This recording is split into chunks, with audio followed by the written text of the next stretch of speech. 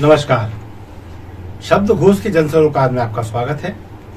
मैं मोहनलाल मोदी आज बात करूंगा ओबीसी समाज की और उसके राजनीतिक स्तर की सामाजिक स्थिति क्या अवस्था में है, इस बारे में आज बात करूंगा। पहले ये बता दूं कि ओबीसी महासभा जो मध्य प्रदेश स्तर पर पिछड़ा वर्ग समुदाय के लिए उसका अधिकार दिलाने हेतु संघर्षरत है। अर्थ का भारी अभाव होने के बावजूद भी इस संगठन ने जो सक्रियता मध्य प्रदेश स्तर पर दिखाई है वो काबिल तारीफ है, क्योंकि किसी पार्टी का सपोर्ट ना होना, किसी पार्टी विशेष के विधायक मंत्री या बड़े किसी और लीडरशिप का हाथ ना होना, ये अपने आप में बड़ा कमी वाला मामला होता है। इसके बावजूद भी ओबीसी महासभा जनता के बीच से मुद्दे लेकर जो अपनी क्रिएटिविटी दिखा रही है वो लोगों को हृदय को स्पर्श कर रही है। उदाहरण के लिए जनसंख्या कितनी है ओबीसी की, उस जनसंख्या के अनुपात में कितना आरक्षण मिलना चाहिए लेकिन कितना मिल रहा है, राजनीतिक स्तर पर जन प्रतिनिधित्व में हमारी क्या भागीदारी रह गई है, राजनीतिक दल कितना टिकट देते हैं विधानसभा और लोकसभा में जबकि कितने मिलने चाहिए। इन सभी मुद्दों को लेकर ये ओबीसी महासभा लगातार सक्रियता बनाए हुए है। बीते दिनों भोपाल में ने बहुत बड़ा कार्यक्रम किया और काफी अच्छी उपस्थिति रही उसमें। और अभी जो गतिविधियां देखें इनकी लगभग जून के महीने से, तो मालूम चलता है कि 25 जून से इन्होंने एक यात्रा शुरू की बुंदेलखंड क्षेत्र में। ये यात्रा बुंदेलखंड क्षेत्र के 29 विधानसभा क्षेत्रों तक पहुंची और इसे लगभग एक पखवाड़ा इन यात्राओं को पूरा करने में लगा। यहां इन्होंने सामाजिक गतिविधियों से लोगों को अवगत कराया, जहां ज्ञापन सौंपना वहां ज्ञापन सौंपे, प्रशासनिक स्तर पर राजनीतिक स्तर पर किन से अपनी बात रखनी है वो बातें रखी। इसके बाद 10 अगस्त से इन्होंने एक और यात्रा शुरू की, ये भी पदयात्रा थी। ये ग्वालियर चंबल संभाग में थी। ग्वालियर चंबल संभाग में आपने लगभग 34 विधानसभा क्षेत्रों को स्पर्श किया और इस यात्रा को पूरा करने में भी इनको लगभग 15-16 दिन लग गए। ये बड़ी बात है। यदि ये दोनों यात्राओं को मिला दिया जाए तो ये आंकड़ा लगभग 60-65 विधानसभा क्षेत्रों तक जा रहा है।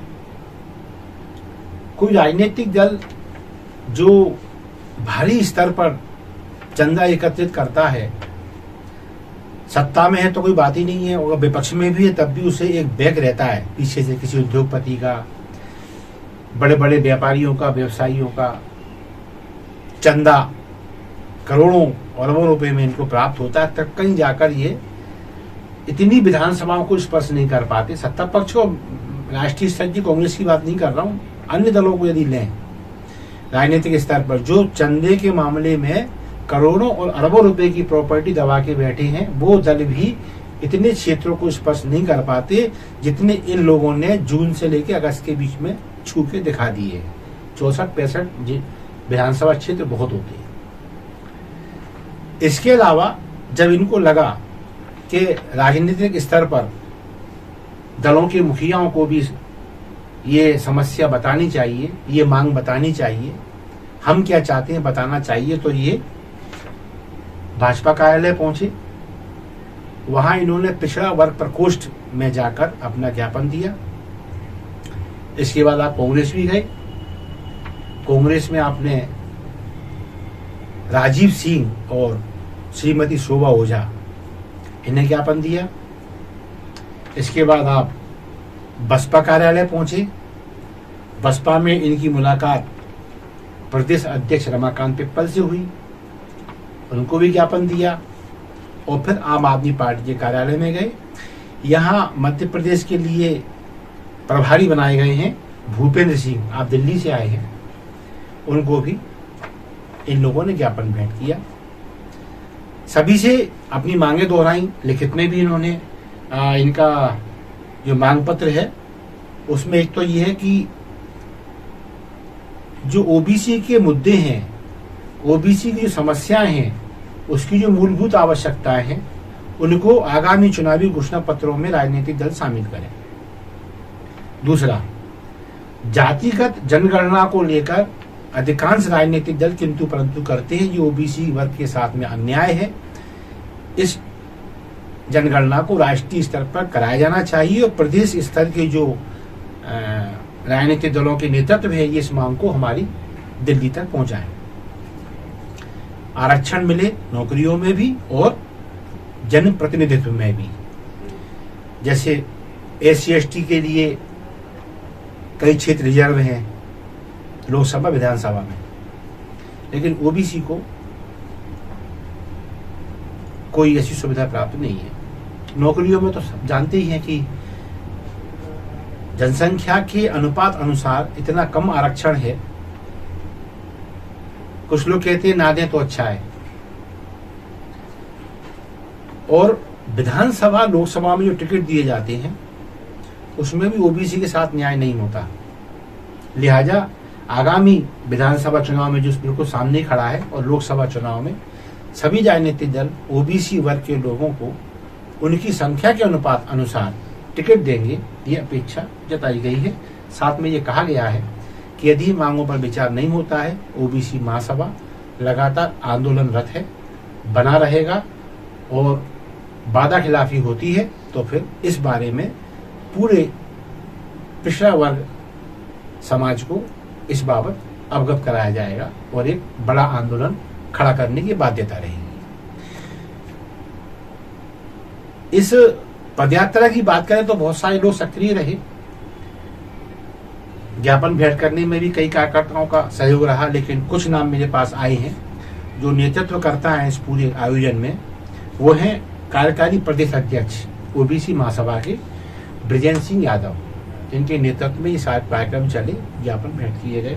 इनके साथ लोग जो प्रमुख रूप से मौजूद थे, कुछ लोग वो थे ओबीसी महासभा के प्रदेश महासचिव नारायण प्रजापति। फिर आते हैं भोपाल ग्रामीण के जिलाध्यक्ष बबलू सेन, युवा मोर्चा के भोपाल अध्यक्ष पुरुषोत्तम लोधी, कैडर प्रभारी इनके राजू भारती, युवा मोर्चा के उपाध्यक्ष हैं संतोष यादव और जिला महामंत्री शिव प्रताप बघेल। इन लोगों का योगदान रहा। अपेक्षा जताई गई है कि राजनीतिक दल एक मानवीयता का परिचय देंगे और जो आर्थिक सामाजिक रूप से वास्तव में पिछड़ा है, पिछड़ा वर्ग, उसके प्रति उदारता का परिचय देंगे। अब राजनीतिक दल कौन सा कदम उठाते हैं, उदारता पूर्वक मांगों में विचार करते हैं अथवा इसे अनदेखा किया जाता है, इस पर निर्भर करेगा कि ओबीसी महासभा अब भविष्य में कौन सा कदम उठाने जा रहा है। बस इसी के साथ मैं मोहनलाल मोदी आज अनुमति चाहूंगा, फिर किसी मुद्दे के साथ सामने आऊंगा। तब के लिए आज्ञा दीजिए। नमस्कार, जय हिंद।